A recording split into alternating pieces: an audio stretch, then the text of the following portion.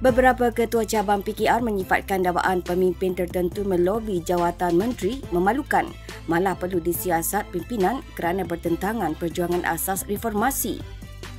Ketua PKR Gua Musang Asyarun Uji berkata ada mendengar perkara itu berlaku, namun belum ada maklumat rasmi dan bukti sahih dikemukakan.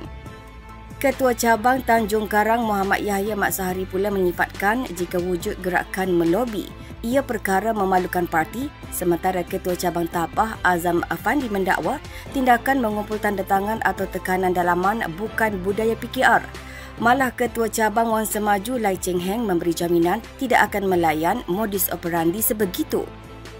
Semalam bekas Timbalan Komunikasi PKR Sabah Fikri Gobet dilapor mendedahkan seorang pemimpin PKR sedang giat menghubungi ketua cabang termasuk mengumpul tanda tangan bagi meraih sokongan melobi jawatan menteri.